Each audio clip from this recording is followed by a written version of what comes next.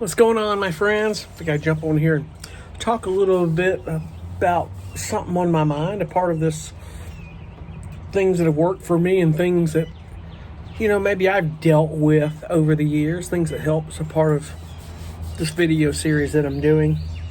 I can't get any music out of me today. Listen, you're going to have days where things just aren't coming out right, and it's just one of those days. And I sat down for about 2 hours on two different attempts of something, and I just have to put it down. That's the way it is. Come back to it later with a fresh perspective. You're not going to win them every day, folks. You're going to go through that.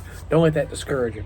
On a side note, but my point to get on here today is to talk about something, sitting out here on the porch, is to talk about something that a lot of artists get in themselves in a rabbit hole in, man, and all it's going to do is just cause more stress you don't need. And what I'm talking about, I just ate a piece of dark chocolate. Hope I didn't, a piece of the wrapper went in my teeth. Sorry about that. All it's going to do is create more stress you don't need, and it's not important to do so. I've said in the past, and you've heard me say it, that nothing matters but the music, folks, and I'm just going to tell you right now. And I say this because there's so many artists that are shaming themselves or feeling like I'll never be this kind of a composer if I don't do this, or if I'm not doing it full time, or blah, blah, blah. It's all bullshit, folks. And what gets you caught in this is all these ads with these people trying to sell you courses that a lot of it's BS. You have to be careful what you're looking at on some of these courses.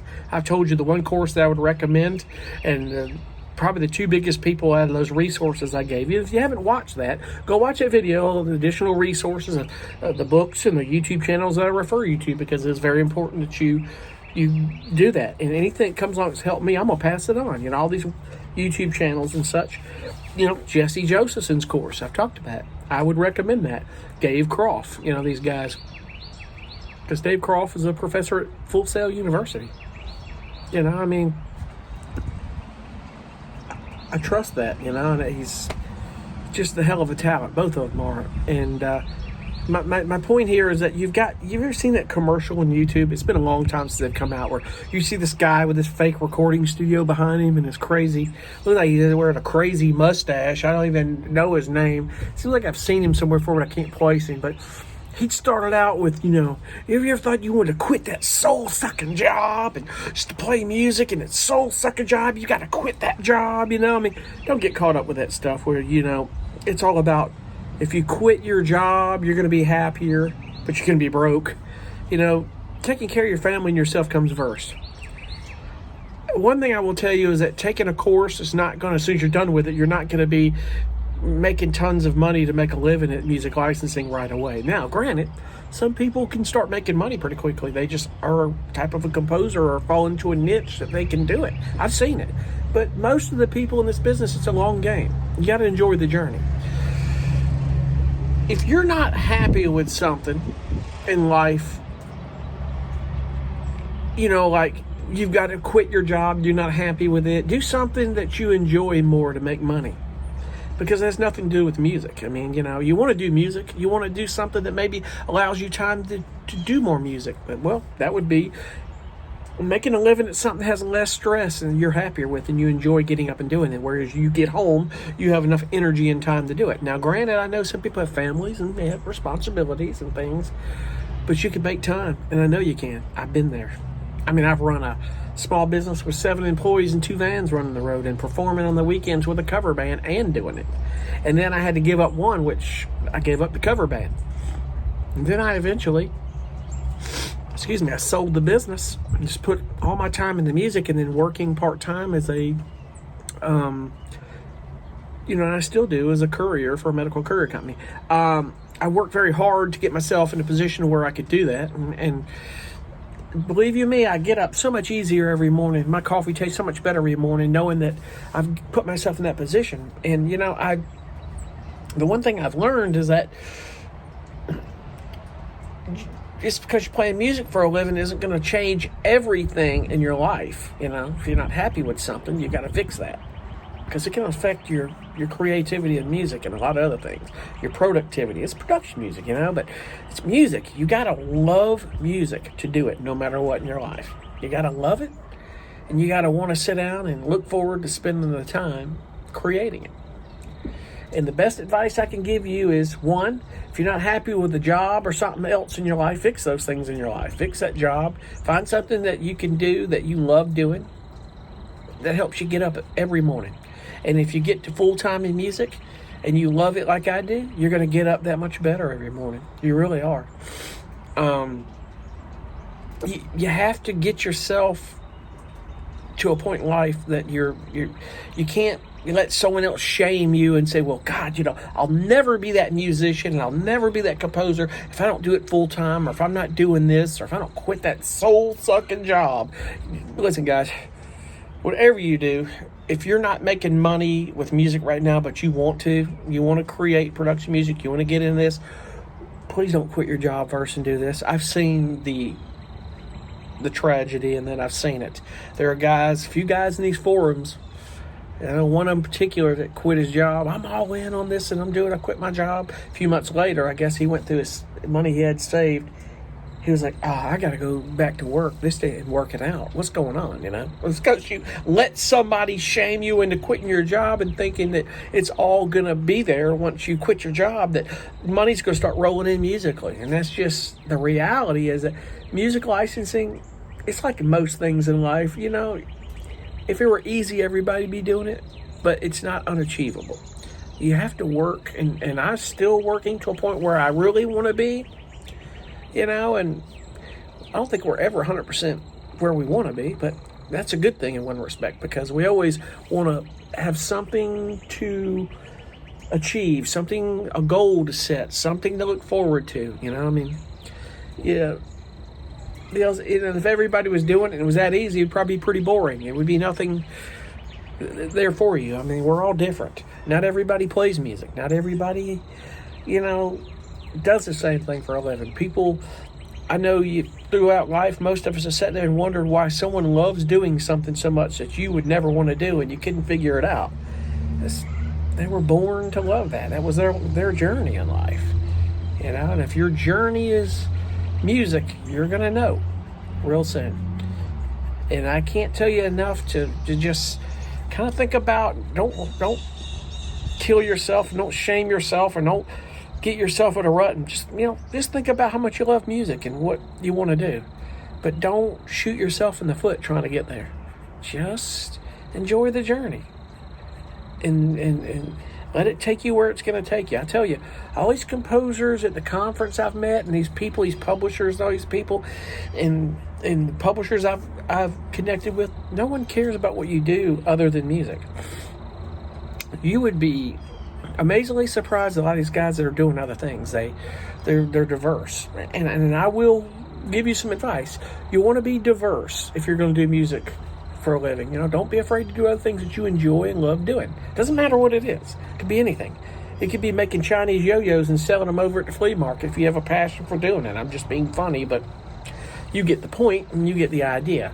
There's a lot of these guys. I know one guy that's got a really successful library. He's really big in advertising, and met him years ago at the conference. I haven't seen him at the conference the last couple of years.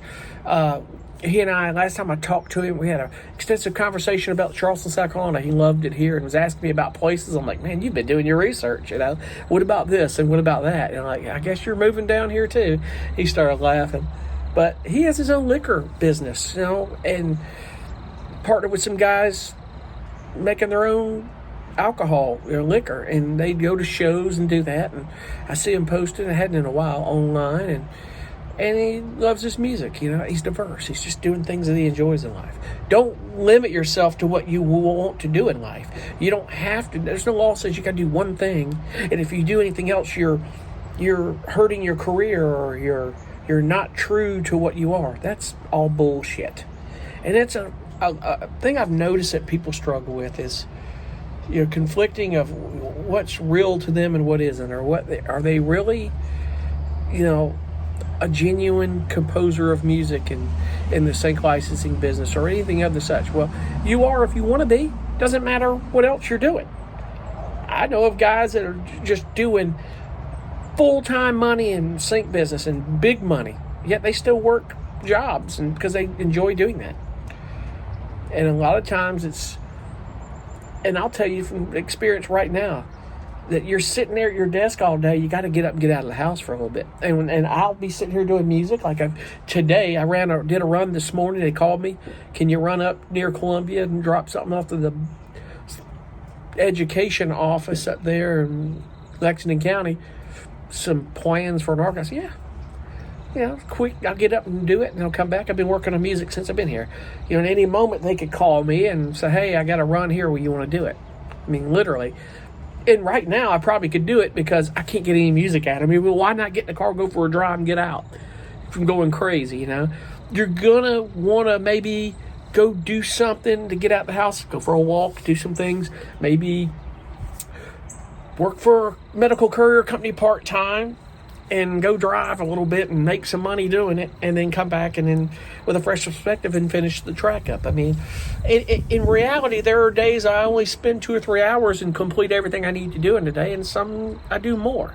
Like today, it's like 2 or 3 hours. I just could not get a thing done musically. You got to get up and walk away from it, Now, does me doing something else besides music make me less of a composer or anything? Hell no.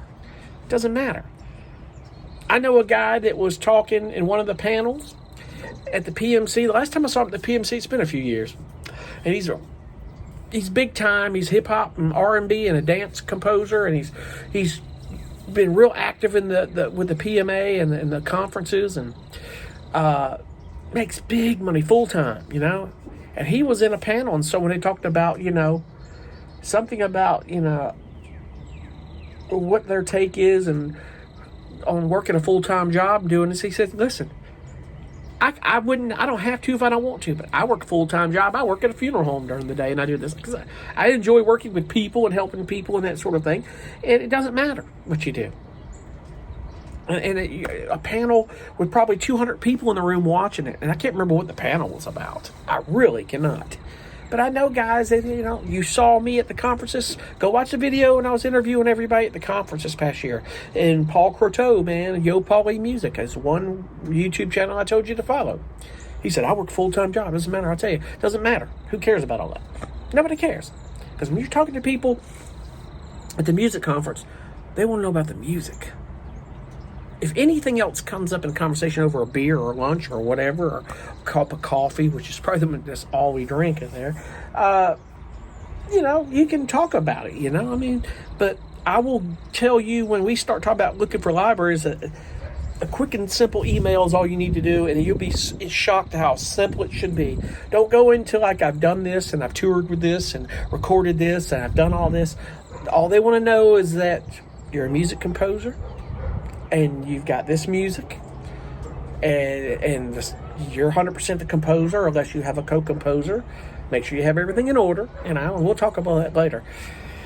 And if they want to ask, hey, what are some other things you do? A little bit about you, your webpage. I'd like to see it. If you do, let them know. But be honest. Don't be fake with these people. Don't tell them something you're not. Don't be something you're not. That's a part of this. People get in this. They think they have to be something they're not, and shaming themselves. So my point of this is, don't shame yourself and don't get yourself into that point. Don't let some of these people trying to sell courses that probably aren't even, I don't think, should be doing it. And some of them are just selling to make money. They don't give a shit about your music career.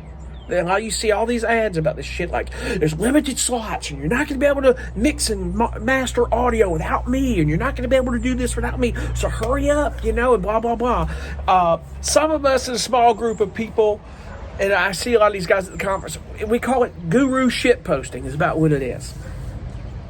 In fact, there's a little private group on that, and I can't share it because it doesn't belong to me, but it's funny because they talk about, some of these people, man, and they have not near the credentials of the people they're pitching to and the shit that they speak. Just a lot of things. There's a lot of things going on that are not ethical. And, honest to God, I don't want to say this, but you see them at the production music company. I saw a guy that it really disappointed me this past year. He had a booth, and he's a very successful composer in sync. But it was exactly what I'm talking about. All this trying to get you to pay $1,400 a year to get in this group. It's this elite group, and we have these opportunities where it's $100,000 and $200,000 sync opportunities. I'm like, bullshit. What are the odds? Yeah, I get it. You can get projects that could pay big money like that. They're out there, but they're not like grabbing a bowl of M&Ms, a handful of them, and going, anytime I want a peanut M&M, here we go. It's not that, man. And you're going to find that, people love to try to make money on either new composers or feed off of your need and want to succeed so bad that you would do anything and buy into it. When the truth be known, you get into a group that's like a multi-level marketing scheme. You get into a group like that and only 2 or 3 of them are making money. And they're probably not making the money they're telling you. But if they are, they're not telling you. But they're getting you in so they can get a volume and handpick who they want as composers and get a pile of music in and choose what they want and feed it to their opportunities. But they don't want to tell you what's going on behind the scenes, Now, grant you, this group he was talking about, I don't even want to mention his name. It's not going to be right to do it because he's a very talented composer, but I just wasn't buying it, man. It just wasn't cool. Just pay-for-play shit posting stuff. And I don't even want to go into it. But the thing is it was very disappointing, and it disappoints me that there's guys going to that conference that are very new in the business, and they're buying into that, and they're giving you all that money because the key word here was, man, you want to get into it now because it's going up the first of the year and big new things are coming and all this shit. And I'm like, I don't even know what the hell's going on now to know what's coming. And you go, what the hell are you even selling me here, man? I don't even know. I mean, you just got to be careful, man. Just talk to people. If you have any doubt about something, ask some people that you think may know and just respectfully say, hey, what's the deal with this? Does anybody know? Trust me, there's going to be people who are going to take you to the side and say, listen, stay the hell away from that shit. Here's the deal. Or, hey, listen, it does work, and here's the deal. Here's what you need to be prepared for. There are things that are legit. There are things that aren't legit. But I'm just saying, as a whole, don't let anybody shame you in that. Don't get yourself in a situation where people are trying to take advantage of you or anything of that. Just you do you, and it's going to come. But I can't stress enough, you got to learn the business and learn what's going on and learn from people that you know are successful in this business, that you trust. Because there are people out there that are going, hey, man, I can get you in this publisher, and taking half your writers and going out there, and then they take your music and they go sign it to another library behind your back, 100% in their name. That's going on. There's a couple of individuals out there who pull at that shit. Didn't happen to me yet that I know of, but if I find out it does, that individual is going to be in serious trouble, man. I'm not going to lie, but there are people, and you will hear about those people. I'm not talking about it on here, but it does go on, Just don't get into all of this. Just you do you and keep doing your music, and it will come.